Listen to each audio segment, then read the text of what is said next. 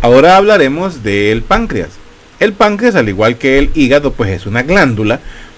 A diferencia, pues que el páncreas tiene como, o sea, comparte la función exócrina porque nos ayuda produciendo enzimas digestivas, pero también tiene una función endocrina porque nos produce, hormonas necesarias para el metabolismo de los carbohidratos. Entonces, el páncreas pues también es una glándula importante en los procesos digestivos, pero pues de nuevo diciendo pues que tiene funciones extra. Entonces de eso vamos a hablar ahora. Vamos a hablar pues del páncreas. Permítanme. El páncreas, como lo podemos ver en esta imagen, pues es una glándula larga, parece como si fuera una zanahoria. Se encuentra pues ubicado de manera horizontal, está prácticamente posterior al estómago y pues tiene funciones, como decíamos al principio, en la digestión y también en la regulación pues de los azúcares en la sangre. Como patología principal, pues el páncreas puede desarrollar una inflamación. Ese problema o esa situación se conoce con el nombre de una pancreatitis y es un dolor sumamente intenso, severo, que se ubica pues en el cuadrante superior, más que todo hacia el lado izquierdo o en la parte media pues del abdomen. Los especialistas pues mejor dicho, la historia clínica nos demuestra que es un dolor que aparece en cuestión de minutos después de una ingesta de comida o después de haber bebido algo, ¿verdad? Especialmente pues alimentos que tienen un alto contenido de grasa. El diagnóstico diferencial de la pancreatitis pues tiene que ver también con la colecistitis o con una coledocolitiasis. Ahora, los problemas pues o las situaciones que afecten el páncreas pueden producir pues muchas dificultades o compromisos en problemas de salud, que se traducen pues en problemas de salud. Entre ellos pues como decíamos la pancreatitis, ¿verdad? Pero también pues puede haber situaciones ya más malignas, malignas realmente pues como el cáncer de páncreas, que tiene una alta, pero altísima tasa de mortalidad, por arriba del 85%. Podríamos decir que nadie sale bien librado cuando se desarrolla un problema de cáncer de próstata. Los problemas del páncreas cuando hay un trabajo excesivo del páncreas puede hasta él solito hay prácticamente como una autodigestión. Él mismo se consume, él mismo se daña.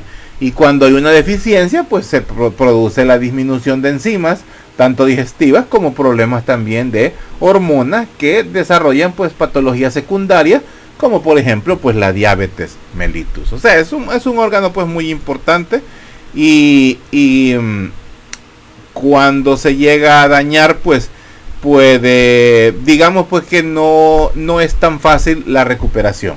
La mortalidad por pancreatitis aquí en nuestro país pues es muy alta. Las infecciones del páncreas son bastante complicadas. Más o menos pues tiene una medida de 25 centímetros de largo, ¿verdad? Unos 5 centímetros de ancho, unos 2 centímetros de grosor más o menos. Pesa unos 150 gramos, ¿verdad? Y como decíamos, lo vemos prácticamente en la parte posterior pues del cuerpo. Está pues por abajo y detrás pues del peritoneo. Y podemos identificarle pues porciones especiales al páncreas, como lo son ya lo vamos a ver más adelante, el cuerpo, la cola, la cabeza, proceso unciforme, ¿verdad? Entonces es una glándula con funciones tanto exócrinas como endócrinas. Exócrinas pues produciendo jugos digestivos, ¿verdad? Como lo son las enzimas pancreáticas, y también con funciones endócrinas donde tiene la producción pues tanto de insulina, glucagón, polipéptido pancreático y otras más, pero siendo las más importantes pues la insulina, el glucagón y la sustancia P. Vamos a ver pues que el páncreas le reconocemos pues zonas como la cola, el cuerpo, la cabeza, el gancho, ¿verdad? O el uncus, también así se le conoce, son pues áreas especiales o principales pues del páncreas. Como decíamos, pues le reconocemos diferentes zonas. Permítame. Sí, aquí está. Le reconocemos diferentes zonas: la cola, el cuerpo, el cuello, la cabeza y el proceso unciforme o el uncus o el gancho del páncreas. Además, pues tiene una cápsula que lo envuelve, una cápsula que es de tejido conectivo. Es una cápsula muy, pero muy fina, que le ayuda a hacer una subdivisión en estos protuberancias que se llaman lóbulos. Esa cápsula de tejido conectivo que lo envuelve le ayuda también, o mejor dicho, penetra, tal si fuera la pleura parietal, la pleura visceral, penetra entre los lóbulos y lo ayuda a hacer, por decir así, una subdivisión, ¿verdad?, de la glándula, y lo subdivide en lóbulos. Eso también pues ayuda a conducir la irrigación y también pues la inervación, porque al interior vamos a ver que hay una serie de conductos, ¿verdad?, de ductos y conductos que le ayudan pues a conducir pues las secreciones tanto endocrinas como exócrinas. Los componentes endocrinos del páncreas, esto lo vimos en micro, pues son los que se conocen como los islotes de Langerhans. Ellos son los encargados pues de la producción de la insulina y otros componentes como el glucagón. Y también encontramos los acinos secretores, que son los encargados de producir pues las enzimas digestivas. Y aquí está muy bonito para que veamos cómo está el conducto de Wirsung, ¿verdad?, en esta zona, uniéndose al conducto colédoco y conformando la ampolla de Vater, que desemboca en la papila duodenal, y ahí encontramos el esfínter de Oddi. Luego pues también vemos el conducto accesorio, ¿verdad?, el de Santorini, ¿verdad?, lo vemos acá, y ese pues desemboca en la papila duodenal menor. La ubicación del páncreas, pues aquí la vemos, aquí se ven mejor los nombres de los que estábamos hablando: la cola, el cuerpo, el cuello, la cabeza y el uncus o el proceso pues unciforme del páncreas. Está completamente posterior al estómago, es decir, lo vamos a ubicar en la transcavidad de los epiplones. Lo mismo, ¿verdad?, las partes pues del páncreas, ahí como lo vemos, y vemos los dos conductos, ¿verdad? Las relaciones pues del páncreas lo vemos relacionado: la cabeza del páncreas, o sea, esta zona de aquí, se relaciona con el colédoco, porque pasa pues prácticamente perforándolo a él, la cabeza, el colédoco, el duodeno y el proceso pues uncinado son los que están en contacto pues con la cabeza del páncreas. Además, el cuello del páncreas, que es esta zona de acá, está en contacto pues con la vena porta, que la vemos en esta ubicación, a la vena porta, que ya va en dirección hacia la porta hepatis, hacia el hilio hepático. Vamos a ver pues que el páncreas, está conformado o presenta tres caras: una cara anterior, la cara que está por detrás, que es la posterior, y la cara inferior, que es esta que tenemos acá. Además, vamos a ver que en la cola, o sea, en la punta, encontramos un ligamento que se llama ligamento espleno-renal. Es un ligamento pues que ayuda a unir al vaso con el hígado, o lo fija al vaso con el hígado, pero tiene un contacto pues con la cola del páncreas. En la cola del páncreas es donde inicia el conducto pancreático principal, o el conducto de Wirsung, ¿verdad? Es donde inicia el conducto de Wirsung, en la cola. Lo vamos a relacionar pues también con el estómago, con el colon transverso. Aquí tenemos el páncreas, se relaciona con el estómago por delante, con el colon transverso hacia abajo, con la vena cava inferior hacia atrás, con la aorta abdominal hacia atrás, con los vasos renales saliendo de la aorta abdominal, porque más o menos a ese nivel se da, hacia atrás. La vena porta también pasa muy cerca de él, ya lo veíamos, pasa muy cerca de la cabeza del páncreas. La vena esplénica también, que viene en dirección desde el vaso para unirse a la mesentérica superior y conformar la vena porta. Y por supuesto pues con el riñón izquierdo en el polo o en la parte pues más lateral al lado izquierdo. Las relaciones peritoneales pues está completamente en la porción retroperitoneal, o sea en el retroperitoneo, ubicado pues en la transcavidad de los epiplones. Los conductos, esto ya lo hemos dicho mucho, los conductos, el conducto principal del páncreas, el conducto de Wirsung y el conducto accesorio que lo vemos acá, que es el de Santorini. Esta diapositiva es muy bonita porque nos permite ver la ampolla de Vater cuando se forma por el conducto de Wirsung y el conducto colédoco. Vean, nos forma la ampolla de Vater, y al interior o cuando desemboca en la papila duodenal mayor, ahí encontramos pues el esfínter de Oddi. ¿Cómo se llama? Bueno, eso principalmente. Y el conducto pancreático iniciando pues en la cola, lo vemos acá, es solo de refuerzo. Más que todo esta diapositiva la tengo para ubicar muy bien las papilas, la papila duodenal menor y la papila duodenal mayor, cómo están ubicadas y cómo vemos la ampolla hepatopancreática o la ampolla de Vater. Cómo se ve una colangiografía, vea, transhepática percutánea.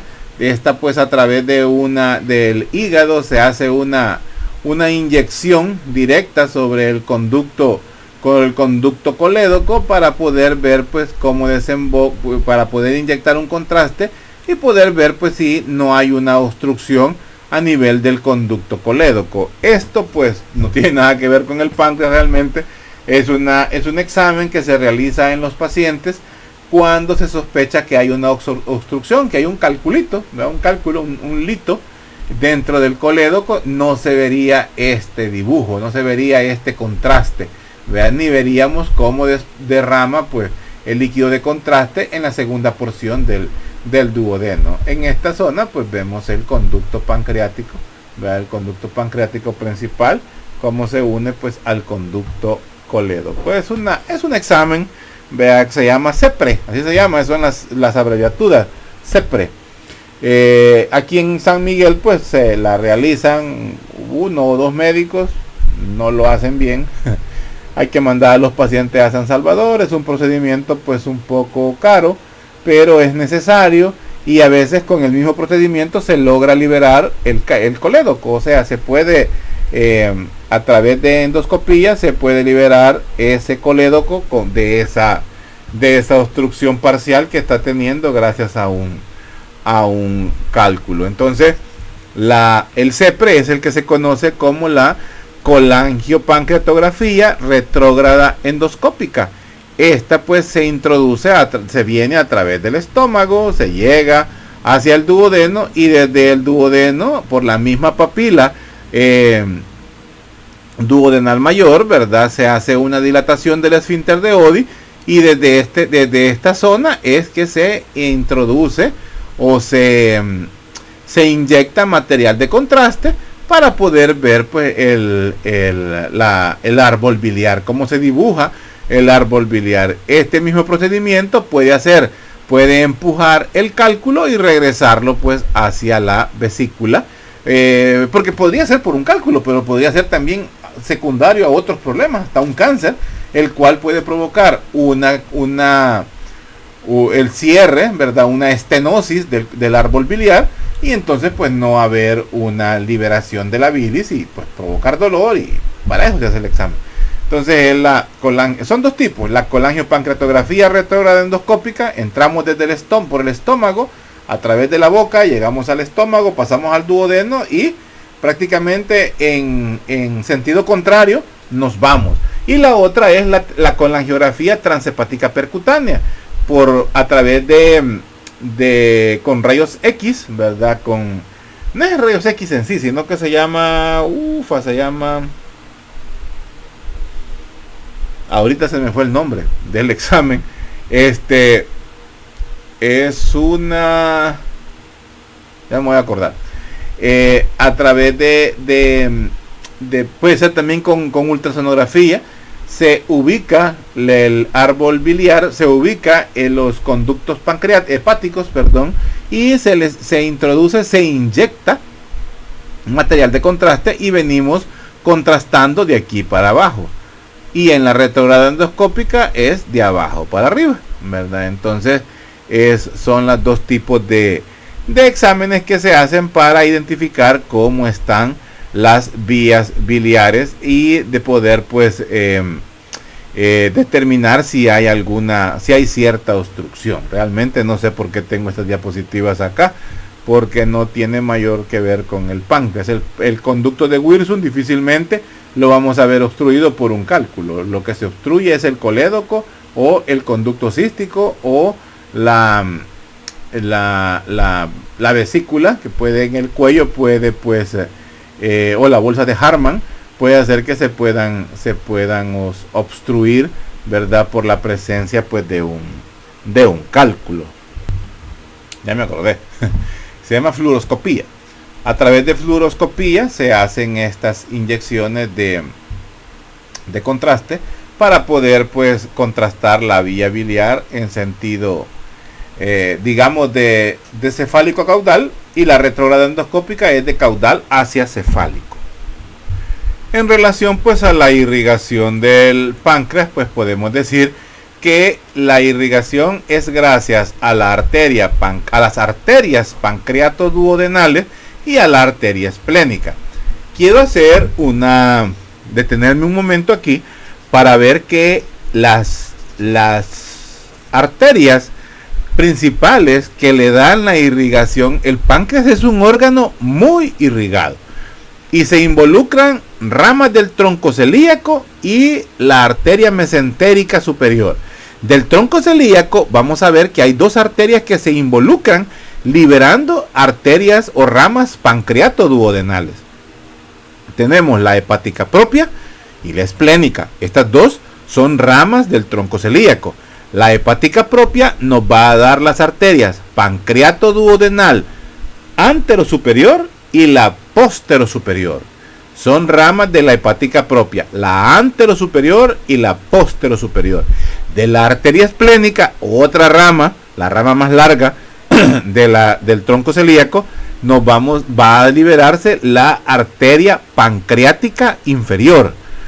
Y de la mesentérica superior, la otra rama de la aorta abdominal, es la pancreática mayor, la pancreato-duodenal antero-inferior y la póstero-inferior. No nos perdamos.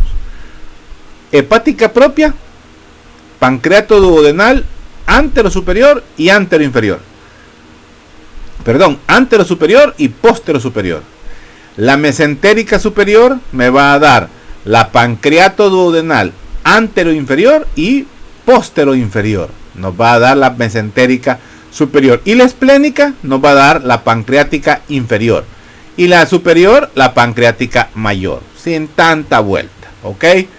Entonces, luego tenemos que el drenaje linfático es gracias a ganglios esplénicos, gástricos, mesentéricos y celíacos. Estos se limitan a decir que son los troncos intestinales. La inervación gracias al plexo celíaco. Esta inervación es la que le permite la regulación de la excreción de sus productos. Ojo, porque hay que tomar en cuenta que hay otros mediadores que estimulan la liberación. Uno, por ejemplo, es la gastrina. Es una hormona que se libera a nivel del antro pilórico del píloro, del esfínter pilórico aproximadamente, y estimula mejor dicho, le da el estímulo para que los islotes de Langerhans comiencen a liberar la glucosa,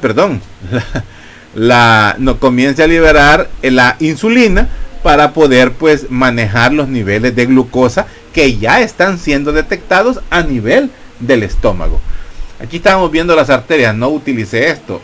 esta que vemos acá es la arteria esplénica. Esta que vemos acá es la arteria esplénica y para acá vemos la hepática propia. Estas son las que nos dan las arterias pancreatoduodenales, y la mesentérica inferior, que la vamos a ver por abajo, también nos da la pancreática mayor y la pancreatoduodenal antero inferior y postero inferior.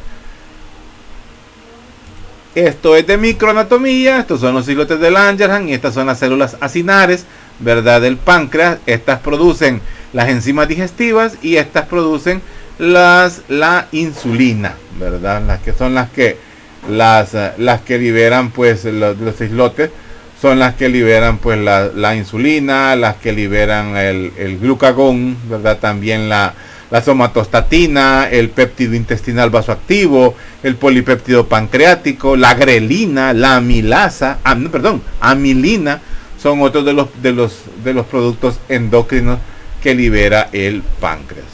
Pasemos a ver, pues, el vaso. Ahora, al hablar del vaso, vamos a decir, pues, que el vaso es un órgano liso, es un órgano esponjoso, es un órgano con un tamaño similar al puño, a nuestro puño, o sea, al propio, al puño de la persona, ¿verdad?, del dueño de ese vaso. Y sí tenemos que decir que es el órgano más grande del sistema linfático. En el adulto puede llegar a pesar, pues, hasta 200 gramos, 150 a 200 gramos llega a pesar, pues, el vaso. Lo ubicamos en el lado izquierdo, al lado izquierdo de la cavidad abdominal. Si queremos ubicarlo como la anatomía de superficie, podemos decir que está ubicado, pues, en el flanco, en la parte superior, pues, del flanco izquierdo, o bueno, principalmente ahí. De ahí, pues, decimos que se encuentra por abajo del diafragma, está detrás del estómago, y algo muy importante, es uno de los órganos que se ubican en la cúpula izquierda del diafragma, y por esa razón está dentro, o mejor dicho, está protegido por las últimas costillas de la caja torácica, por la costilla 9, 10 y 11, 12, ¿verdad? Está protegido, pues, el vaso. Una de las producciones importantes del vaso, pues, es la producción de linfocitos, células de defensa muy importantes en la respuesta inmunológica ante las injurias que el cuerpo humano presenta. También, pues, tiene una función de filtrar la sangre, almacena células sanguíneas y también destruye a las células sanguíneas que ya dieron su vida, o sea, por decir así, a las células sanguíneas viejas. Entonces, podemos decir, pues, que el vaso, las funciones del vaso se pueden clasificar de dos tipos: las de tipo linfáticas o inmunológicas, y las de tipo hematológicas o hemáticas, como dice ahí en la diapositiva. Entonces, en relación a las inmunológicas o linfáticas, pues, tiene funciones como la fagocitosis de células extrañas que son dañinas, ¿verdad?, para el cuerpo humano, como lo son las bacterias, los virus y otros antígenos. También, pues, la formación dentro de las linfáticas tiene funciones, pues, en la formación de inmunoglobulina, por ejemplo, la inmunoglobulina M, porque esta, ¿cómo se llama?, es en respuesta a la presencia, pues, de antígenos cuando son filtrados desde la sangre. También, pues, tiene la producción de opsoninas, que son importantes más que todo para fagocitar bacterias. Ahora, dentro de las funciones hemáticas o hematológicas, pues, el filtrado de la sangre, la eliminación de hematíes ya viejos, hematíes dañados, ¿verdad?, hematíes inmaduros, y también, pues, que son no funcionales. A esta característica del vaso se le conoce como hemocateresis, ya lo había dicho. Entonces, pues, también es uno de los principales depósitos de hierro, ¿verdad?, función que comparte con el hígado y también con la médula ósea. También, pues, nos ayuda en la diferenciación, pues, de los glóbulos blancos. Esto es el vaso. Esta zona es la cara visceral y es donde encontramos el ilio del vaso. Además, pues las caras son la cara visceral y la cara diafragmática. La cara diafragmática está en contacto pues con el diafragma y además pues tiene dos bordes, el borde superior, ¿verdad? O polo, no, perdón, el borde superior y el borde inferior. Y además pues también tiene los polos, polo posterior y polo anterior. Porque realmente el vaso está ubicado en una forma vertical, sí, semi-vertical, y también pues con cierta rotación hacia la zona del ilio. El vaso, así en un corte podemos ver cómo se ubica el vaso. Aquí también lo vamos a ver cómo se ubica el vaso. Vemos al estómago y entonces vemos que él está completamente posterior, está en esta zona, está pues posterior al estómago el vaso. Pero ojo, no es una víscera que se va a encontrar en la transcavidad de los epiplones o mucho menos en el espacio retroperitoneal, sino que siempre está dentro de la cavidad, ¿verdad? Dentro de la cavidad peritoneal. Además pues va a tener fijaciones gracias a ligamentos como el estómago vaso gastroesplénico, o también a fijaciones gracias a otro ligamento que va del riñón al vaso, espleno renal, ¿verdad? Ambos ligamentos son engrosamientos del aumento mayor, ¿verdad? Son engrosamientos del aumento mayor, son proyecciones de las que hablamos. Además también el vaso está rodeado por peritoneo visceral. Solamente en la cara diafragmática, específicamente en la zona del ilio, ahí no vamos a encontrar peritoneo visceral. Es esto que les decía, así está el vaso, está en cierta rotación hacia la cara visceral y está en forma un poco diagonal. Por eso esta es la cara diafragmática y esta es la cara visceral. Y así tiene sus polos superior, polo inferior y los bordes. El borde superior que es este y el borde inferior que es este. ¿Qué más? Bueno, su irrigación a través de la arteria está aquí. La arteria esplénica, esta que vemos acá. La arteria esplénica, que es la más larga del tronco celíaco. Relaciones del vaso, pues tiene una relación superior con el diafragma, anterior con el estómago, con el riñón izquierdo en la parte posterior inferior, también tiene una relación inferior con el colon y también relación en el lado, más que todo en el extremo izquierdo, pues con el páncreas. La irrigación, pues ya lo dijimos, gracias a la arteria esplénica, como vemos acá. El drenaje pues parte de la vena esplénica, es por la vena esplénica, y la inervación pues gracias al plexo celíaco. Esta es la parte histológica, que es lo importante del vaso, pues conocer pues su pulpa roja, su pulpa blanca, que tienen una función especial que la vimos en los temas. Pasamos a hablar sobre los riñones, diciendo pues que son unos órganos que tienen una forma de frijol, tienen una forma de frijol, más o menos también tienen el tamaño del puño, ¿verdad? De la mano. Están justo por debajo de la caja torácica, ¿verdad? Están cubiertos o protegidos por las costillas y se encuentran pues a ambos lados de la columna vertebral. Podemos decir pues que el riñón, su función es la filtración minuto a minuto pues de la sangre. Entonces él, ¿cómo se llama? Así en cantidades aproximadas, casi que el equivalente a una taza de sangre se está filtrando por el riñón cada 2 minutos, ¿verdad? Una taza de sangre aproximadamente. ¿Qué es lo que pasa ahí? Se eliminan los desechos, el exceso de agua, y esto pues es lo que nos conforma pues la orina.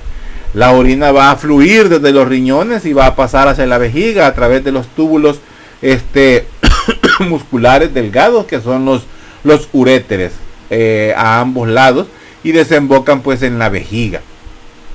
La vejiga es la que se encarga de almacenar la orina y pues tanto los riñones, los uréteres, la vejiga son parte del sistema urinario. Entonces podemos decir pues que esa es la importancia de los riñones: eliminar los desechos, eliminar el exceso de líquido del cuerpo. También pues eliminan ácidos, ¿verdad?, innecesarios en el cuerpo humano. También pues estas células, algunas células pueden ser eliminadas, y con eso lo que buscamos es un equilibrio de salud, ¿verdad?, entre los líquidos, el agua, las sales minerales como el sodio, el calcio, el fósforo, el potasio, el magnesio, ¿verdad?, que son importantes pues en la sangre. Entonces esto ayuda pues a que tanto los músculos, los nervios y todos los tejidos importantes del cuerpo pues funcionen de una forma natural. Además pues los riñones producen algunas hormonas que ayudan a controlar la presión arterial, como la hormona antidiurética, la eritropoyetina, que es otra que ayuda a producir pues glóbulos rojos, y otras que ayudan a fijar el calcio, y la vitamina D, que ayudan a mantener pues fuertes los huesos y pues y a mantenerlos saludables también. Más que todo, algo importante pues al final pues de la vida. Las funciones, pues las tareas principales del riñón pues casi que ya las numeramos y aquí están: remover desechos, desecho de fluido, exceso de fluido, regular los niveles de electrolitos, regular la presión sanguínea. Bueno, aquí están. También pues es prácticamente la misma, nada más que más bonita. Porque nos ayuda a eliminar pues productos del metabolismo, sustancias extrañas, la osmolaridad pues de los fluidos y el volumen, ¿verdad?, de los líquidos, la regulación del balance ácido-base, la regulación del balance de electrólitos, ¿verdad?, también la producción de hormonas es otra función especial que regulan la presión, la renin-angiotensina. Bueno, estoy prácticamente redundando, ¿verdad? Los riñones pues como los podemos ubicar aquí, ¿verdad?, si son retroperitoneales, o sea, están por fuera también de la cavidad peritoneal. Los vamos a ver aproximadamente a nivel pues de la T12, más o menos, la torácica número 12, y a nivel también pues de las vértebras lumbares. Bueno, cuando decimos vértebras lumbares pues nos referimos al nivel entre L3, L4, más o menos. Ahí encontramos pues a los riñones. Eso sí, hay que tomar en cuenta que el riñón más bajo es el riñón derecho, ¿verdad? Ese es un poco más bajo en relación al riñón izquierdo, más que todo pues por su relación con el hígado. Por eso el derecho pues es un poco más bajo. Las caras pues tienen una cara anterior, una cara posterior, un borde interno, un borde externo, y los polos, polo superior y polo inferior. En el borde interno es donde encontramos el hilio renal y también pues el pedículo renal. Está relacionado pues con las glándulas suprarrenales que están en el polo superior. Están relacionados con el diafragma, están relacionados con el músculo psoas mayor, está relacionado con el cuadrado lumbar. Esa relación con el músculo psoas mayor en el cuadrado lumbar es lo que nos permite examinar al riñón y poder determinar que si hay infecciones o no. Más bien, determinamos que hay inflamación renal porque hacemos una técnica que se llama puño percusión renal. Ponemos la mano, que no es dominante, sobre la zona por abajo del reborde costal en la parte posterior, a ambos lados de la columna vertebral. Ponemos la palma de la mano y en el dorso de la mano golpeteamos, ¿verdad? Permítanme, medio les enseño.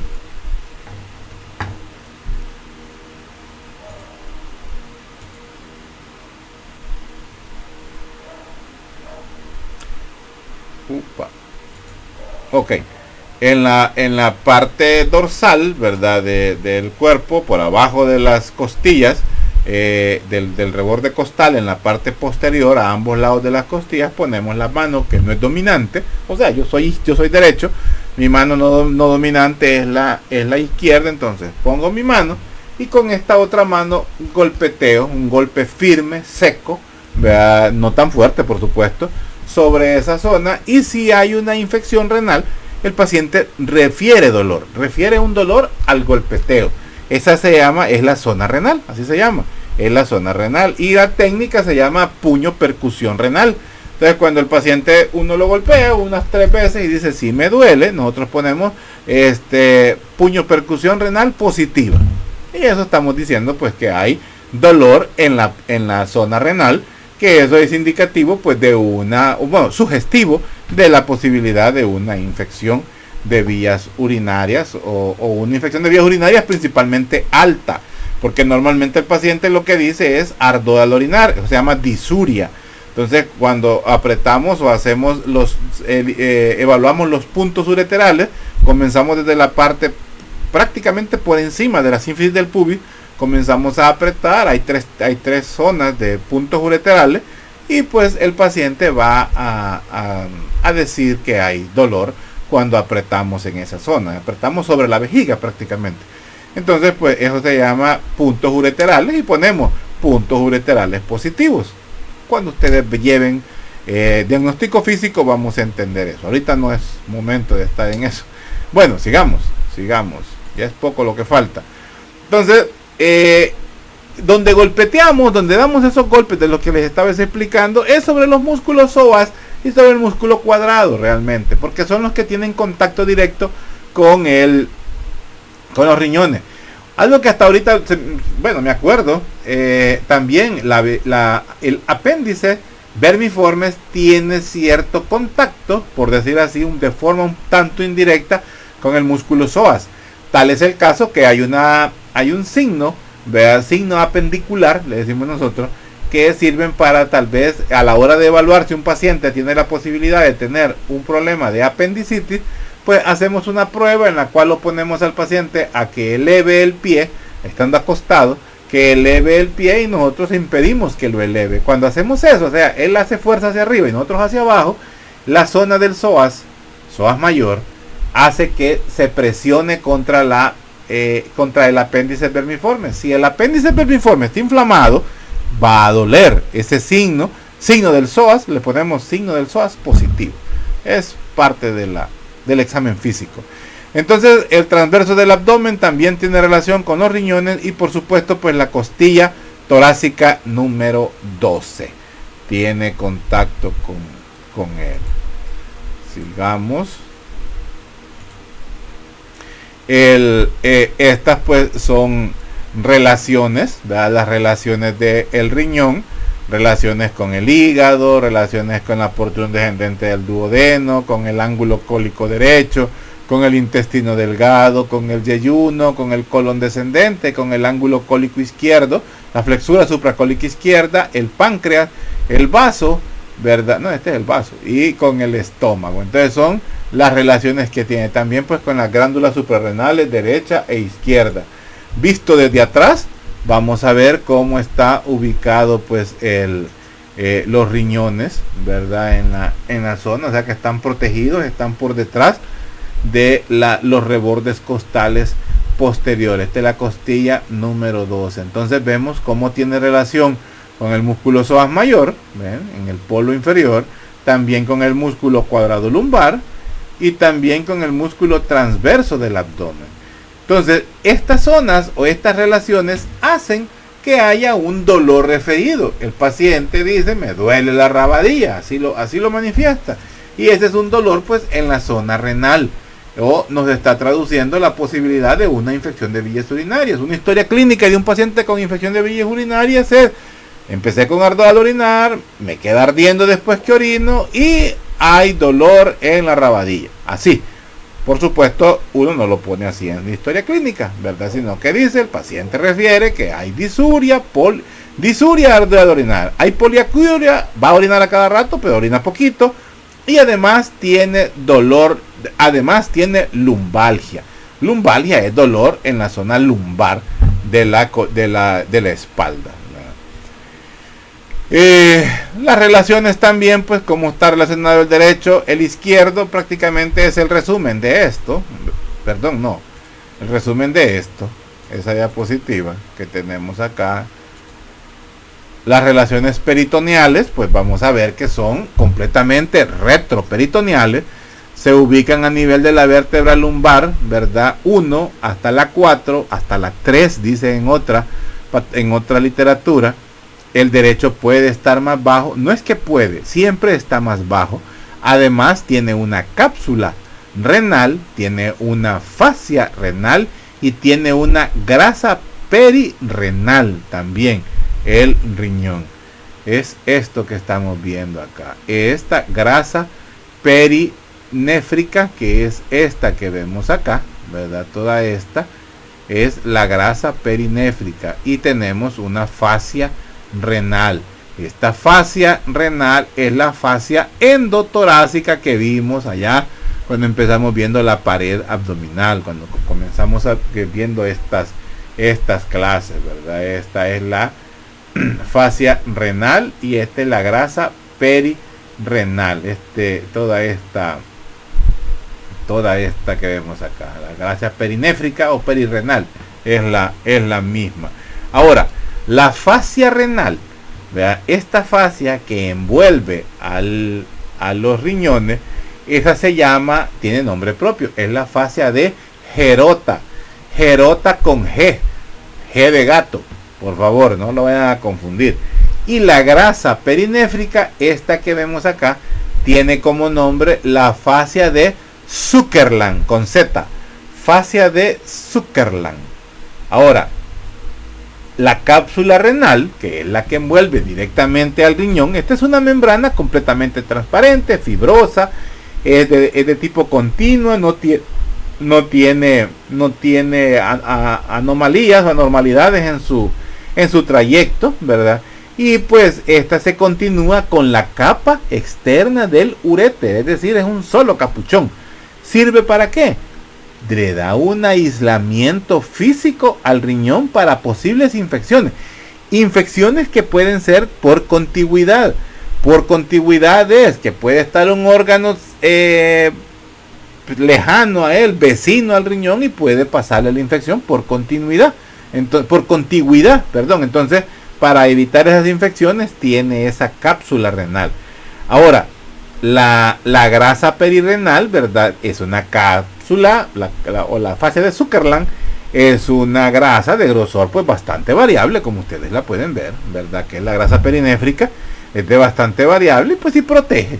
Es un amortiguador de golpes que tiene el riñón, golpes y traumas, ¿verdad? Que eso lo mantiene pues en su puesto también dentro de la cavidad abdominal.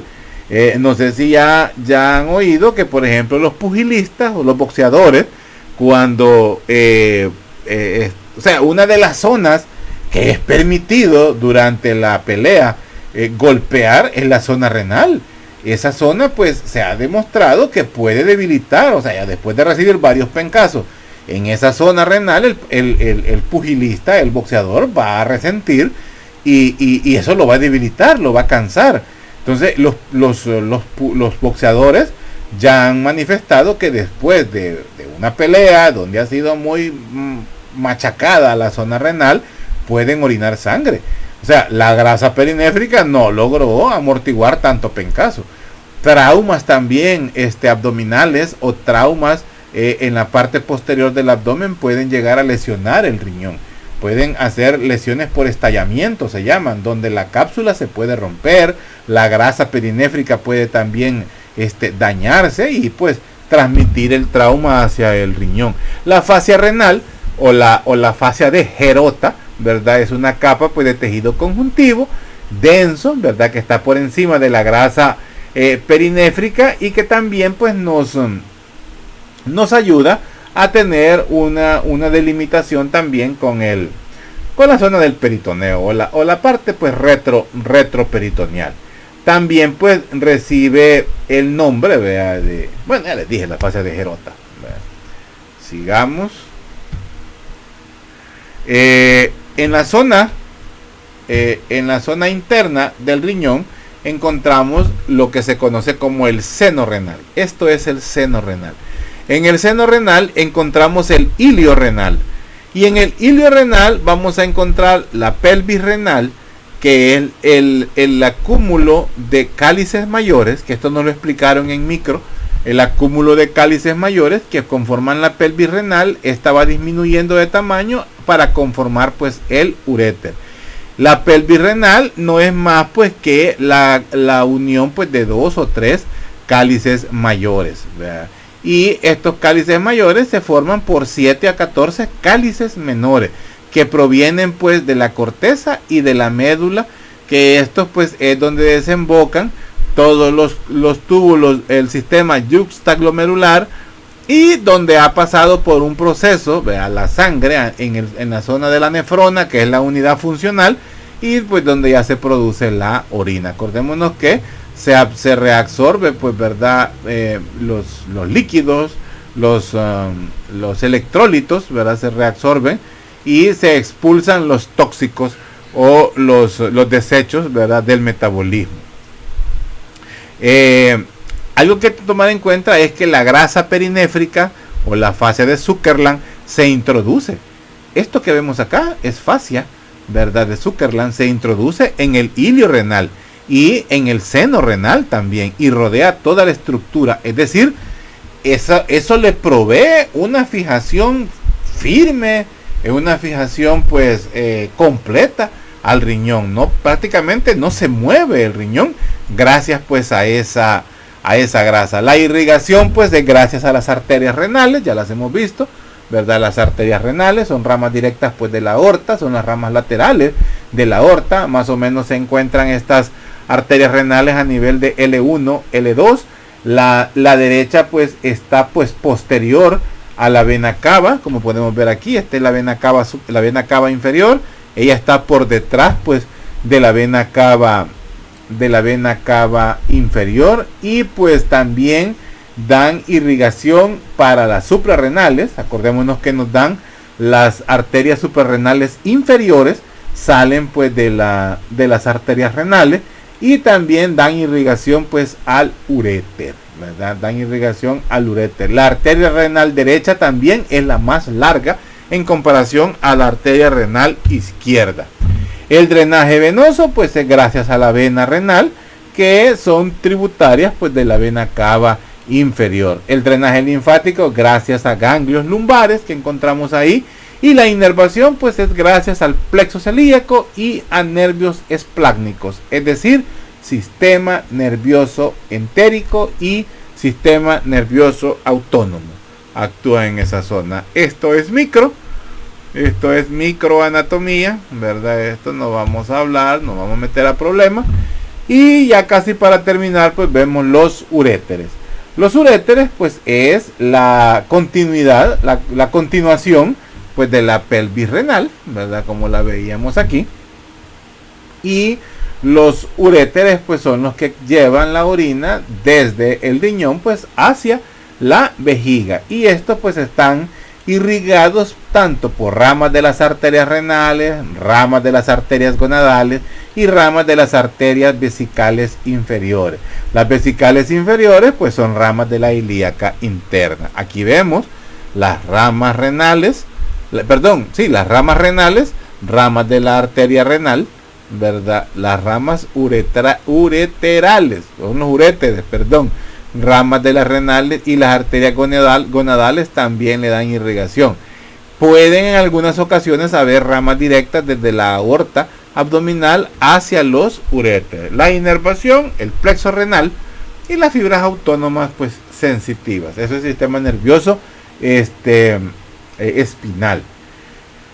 Las glándulas suprarrenales pues son glándulas que encontramos por encima pues del riñón, pesan 3 a 6 gramos aproximadamente, localizadas en el polo superior del riñón, son completamente retroperitoneales y van a estar pues rodeadas por una fascia, por la fascia renal, ¿verdad? Están también pues cubiertas por la fascia renal, tienen una forma piramidal como lo vemos acá, y son pues con funciones pues son glándulas que se encargan de liberar pues dentro de tiene liberaciones tanto, o sea, se subdivide en una corteza como lo podemos ver aquí y en una médula.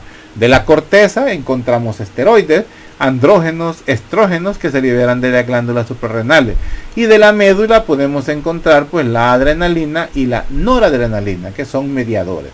Son pues sustancias muy importantes para las situaciones pues de la vida. La irrigación de las glándulas suprarrenales, creo que está de más explicarlo. Ya sabemos que son ramas de las frénicas inferiores, de ramas directas de la aorta abdominal y de la arteria renal. El drenaje pues gracias a las venas suprarrenales, y la inervación pues gracias al plexo celíaco, los nervios esplácnicos y las fibras simpáticas.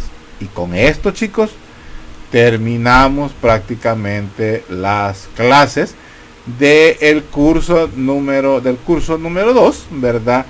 De anatomía, de anatomía médica. ¿Verdad? Para mí pues es un placer realmente poderles haberles servido a esta materia. Se queda uno con la ilusión de poder haber compartido sus conocimientos. Todo lo que uno quisiera compartir es muy difícil, ¿verdad? Hay mucha, no es de que por inteligente tengo mucha información, no es eso, sino que por la experiencia, por los años, uno tiene mucha información, y resumirla en estas clases, en el sistema que la universidad pues nos está tratando de que demos la materia, es muy difícil. Supuestamente solo son 4 horas a la semana. Ustedes ven que es muy difícil poderles dar anatomía con solo 4 horas a la semana, pero pues el esfuerzo hay que hacerlo. La idea es que ustedes pues lleven unas bases muy sólidas de anatomía, y que si no las llevan tan sólidas, por lo menos sepan dónde ir a buscar, y que se les haga más fácil buscar la información cuando les sea requerida, porque de aquí para allá difícilmente van a poder agarrar un capítulo para poder leer esqueleto axial y apendicular, o para leer pues las vísceras abdominales. No lo van a poder hacer ya, pero sí van a poder buscar retazos o buscar información necesaria para sacar una duda de una materia que tengan en ese momento. Fisiología, semiología, diagnóstico físico, patología, en fin, se van a dar cuenta que anatomía no la van a dejar de ver, y se van a dar cuenta, bueno, tal vez en psiquiatría, por ahí no van a hablar mucho de anatomía, pero de ahí para allá pues en todas, ya viene neuro, se van a acordar mucho de mí.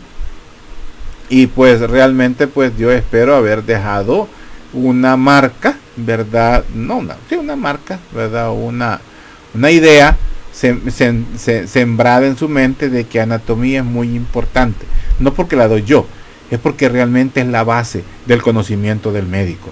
Trabajamos con el cuerpo humano, ese es nuestro campo de acción, el cuerpo humano. Tenemos que conocerlo a cabalidad, y hasta la fecha es muy difícil conocerlo completo el cuerpo humano. Yo no lo conozco, el cuerpo humano, y tengo ya con la Univo casi 6 años, y que en la Nacional trabajé otros 6 años cuando era estudiante, que tenía la mente un poco más nueva. No, la tenía nuevo, ya la tengo vieja. Entonces, y aún así todavía hay cosas que no se me han quedado, o no las conozco todavía. Entonces pues nunca dejamos de aprender. Estudien, dedíquenle mucho tiempo, estamos en la recta final, estudien mucho, estudien para este parcial práctico que viene. El miércoles nos veríamos con el teórico de macro, el viernes pues sería el teórico de micro. El viernes es último día, el 23, para subir notas. Si salimos a tiempo, capaz logro subirlas, y ahí sabríamos quiénes se fueron al otro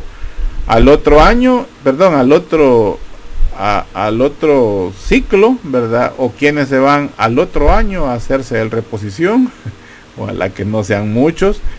Y bueno, algo que sí quiero ahorita, y espero que estén viendo el video hasta este momento, decirles es que por favor, los estudiantes que al final pues reprueben la materia, no manejen el término de no me deje doctor, por favor, porque yo no dejo a nadie, se dejan ustedes solos, y evalúen cómo fue su desempeño desde el inicio, cómo fue su desempeño en cada uno de los cortos. Créanme que para mí las notas que sacan en los cortos son los que me van definiendo a los estudiantes, porque no voy a decir cuál es más inteligente que otro, no, pero la nota del corto a mí me está diciendo si ese estudiante le puso interés y se preparó para obtener esa nota, o se llegó a estar copiando. Así es que pues, por favor, al final del ciclo evitémonos las dificultades y aceptemos el resultado tal cual es, que es lo que ustedes se van a ganar, es lo que ustedes han sacado. A los que se han mantenido con notas altas durante el ciclo, pues me quito el sombrero, los saludo muy alegremente, me complace en sobremanera ver notas excelentes en estudiantes. Son pocos realmente, ¿verdad?, en este curso, pero pues me demuestran que le ponen interés no solo a mi materia, sino que a todo, me imagino. Así que pues muy bien por ellos. Y bueno, nos quedamos hasta aquí. Estudien bastante, chicos. Nos vemos el lunes en el práctico. El doctor Baldomero no va a estar, tuvo un accidente, yo sé que ustedes ya saben. Así que pues me va a tocar a mí armarlo completamente, no solo darle las preguntas, o sea, hoy sí me va a tocar sudar. Y vamos a ponerlo fácil, eso ténganlo en cuenta, ¿verdad? El doctor Cabrera ya me pasó la información de qué vamos a preguntar, así es que pues, primero Dios, salgamos bien. Cuídense mucho, les aprecio bastante y pues estamos pendientes, ¿ok? Ok.